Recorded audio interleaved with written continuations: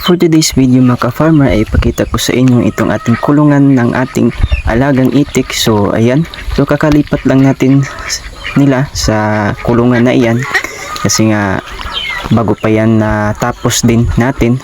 So ayan sila at makakagalaw na din sila ng maayos kasi nga nung una nating pinaglalagyan nila yan ay maliit lang, so hindi sila masyadong nakapag galaw-galaw. So ayan, at pagkatapos nating ilipat, so ayan kung makikita nyo ay medyo natutuwa na sila.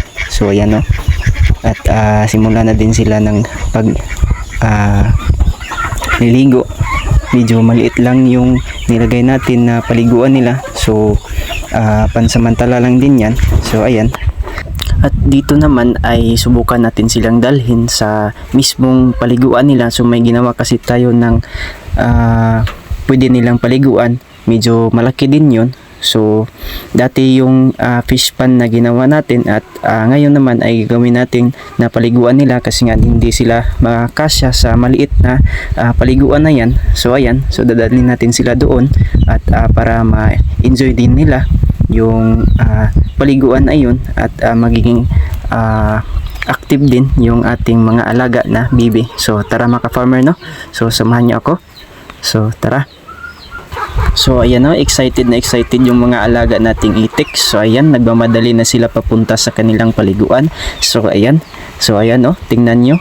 So ayan sila. So yan yung paliguan natin ng ating itik. So maliit lang pero kasya din naman sila para makapag ligo ng maayos at baka galaw-galaw din. So ganun talaga mga ka-farmer no, lalo na nagsisimula pa lang tayo sa pag-aalaga ng itik. So ayan, kailangan talaga natin ng pagpursige at paghahabaan ng pasensya talaga mga ka-farmer no. Nakadepende na din yun sa atin kung paano natin alagaan para mas maparami pa yung ating mga alagang hayop mga farmer. So yun lang mga farmer no for today's video.